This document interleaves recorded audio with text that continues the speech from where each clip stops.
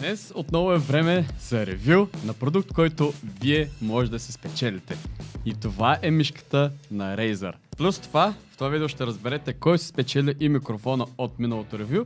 Така че гледайте, за да разберете, плюс как да спечелите мишката. Но преди това, абонирайте се. Сега, тук имам мишката на Razer. Често казано, не съм фен на Razer. Имам даже, така да се каже, с някои техни продукти имам много лош опит. Надявам се, че тук няма да е така.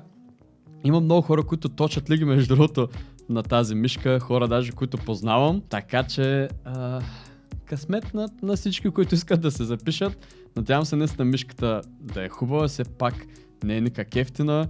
Мишката в момента е около 99 лева, ако не бъркаме, гледах последно. И това всъщност е мишката на Razer Viper Mini, която трябва да бъде доста мъничка. Все още не съм е отварял, все още не съм е тествал. По някое време просто ще спра снимането на това ревю, за да направя някоя друга игра и след това ще продължа, за да мога да видим как е. И отново не съм си приготвил нож. Играли сме го вече това. Химикалка Power. Окей, това е доста здраво. Мога ли просто да го отлепя? Добре, мога и да го отлепя. Няма да е такъв голям проблем. Между другото, чакай, какво направих, тъй като сме все пак за Razer, всичко тяхно, нали, е зелено. Нека да направим едно такова нещо и да сме в тон, нали, с Razer. Да сме зелени. Това е отвратително, честно казвам. Въобще не ми харесва така, като свети зелено, но сега, значи вътре имаме книжка, плюс още една книжка, окей, и предполагам стикерче, поне стикерчета са много готини. Самото им лого е доста найс, поне на мен ми харесва. Отваряме мишката, само да видим как това е затворено, бе. Окей, някак си. После не знам как ще го затварям това. Кабела ми харесва още в началото.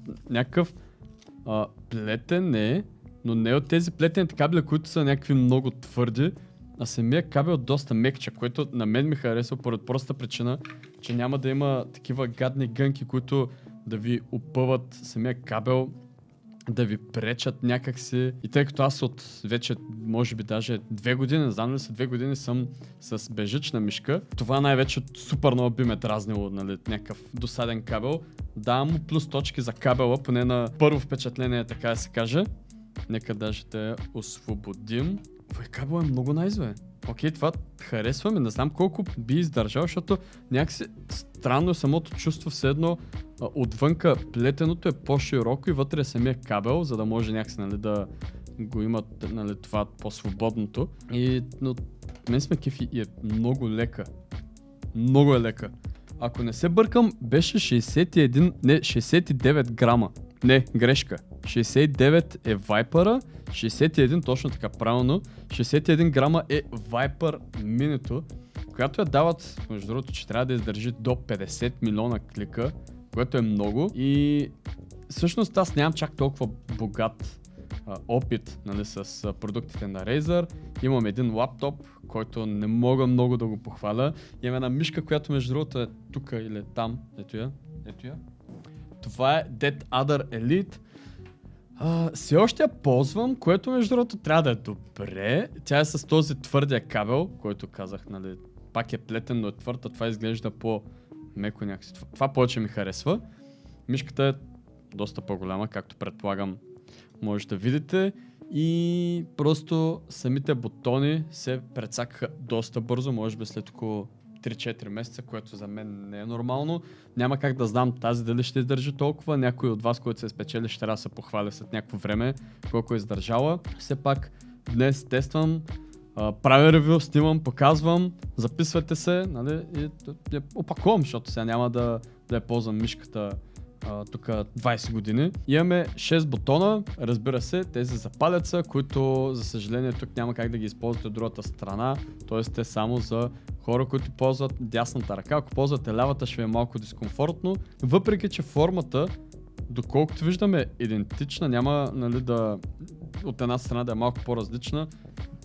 Мисля, че е напълно еднаква или има някаква много малка разлика, която аз даже не мога да забележа сякаш.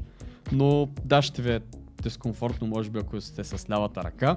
И както казах, нали, тези бутони отстрани, които са ви за палеца, имаме нали, за DPI-а, имаме си скролчето и ляв-десен бутон, нали, то е ясно. Плюс това си имаме някакво тук много шантово отгоре, някакво... Изглежда готино.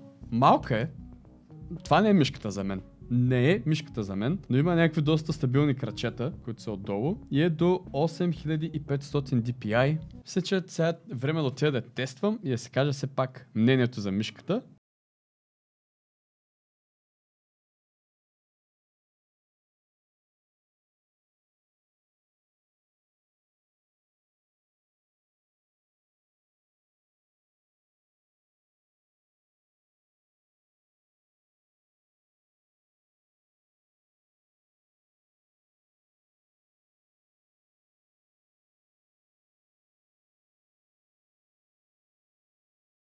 На мишката мога да кажа наистина, че съм доста впечатлен от нея.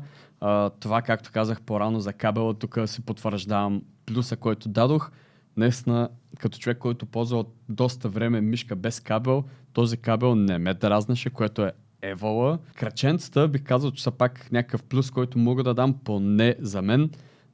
Доста така плавно се плъзга по самия пад, така че това е нещо, което на мен ми харесва. Поне от моята мишка се плъзга доста по-хубаво, но все пак и мишката е нова, моята е стара, така че може и заради това да има нали, някаква доста по-голяма разлика. Нещо друго, което всъщност нали, забравих да спомена, е, че има 16,8 милиона цвята, които може да си сложите нали, по ваш избор.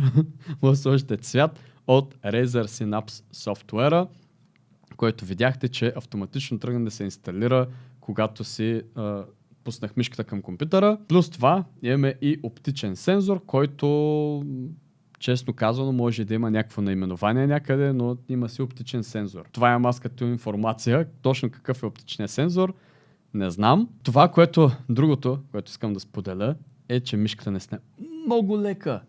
Това почти не усещах, че имам мишка в ръката си, даже все още докато говоря за нея. Някакво наистина е много лекичка. Не знам дали това за мен е плюс или е минус. Не мога да преценя дали ми харесва все още някоя по-лека мишка или по-тежка мишка. Не съм използвал дълго време някоя лека мишка. Може би единствен начин да разбера е когато, да кажем, използвам един месец мишка, която да е толкова лека и след това отново пробвам някоя по-тежка мишка. Но някой от вас всъщност ще има възможност да си спечели тази мишка и да се я тества вече един месец или колкото и да е там. Надявам се всичко да се наред, както казах, това, че аз имал някакъв лош опит нали, с продукти на Razer, се надявам това да не е като цяло така, а просто да е било само при мен и който се вземе да може да се радва много време и да може да оцелее над даже тези 50 милиона клика, които поне според мен са супер много. И да, сега, как да си спечелите тази мишка? Отивате долу в коментарите, искам да ми напишете коя е моята стара мишка на Razer, която ви показах в това видео. Напишете самия модел, плюс Instagram или Discord, плюс хаштага, ако използвате Discord, за да мога да ви пиша там, ако вие сте един от печелившите, т.е. ако вие сте единствения печеливш, защото ще има само един печеливш на мишката, ако това си ти, който гледаш, да мога да се свържа с теб. Внимавайте, спазвайте правилата, много хора от вас не ги спазват и ако бъдете изтеглени, просто тегля друг човек, който ги спазва. Така че внимайте и трябва да се абонирате за канала. Окей? Това е. А сега, човека, който се печели микрофона на Marvel е ето този тук. Да ти е честит. Също вече би трябвало да съм ти писал, за да си получиш микрофона и може би, надявам се, да му се радваш и си го използваш. Плюс това има един телефон, който е също може би най-желаният продукт. Това може би е втория най-желан продукт за спечелване от вас. Поне по такива наблюдения имам последно време, че хората искат мишката и телефона най-много. Така че абонирайте се, за да сте тук първи, когато пусна видеото за телефона, който е някъде отзаде, даже не знам дали се вижда, едва ли се вижда. И така, това е от ревюто. Ако ви е харесало, ако ви е било полезно, пръснете лайк, абонирайте се и ще се видим в следващото. Чао, чао!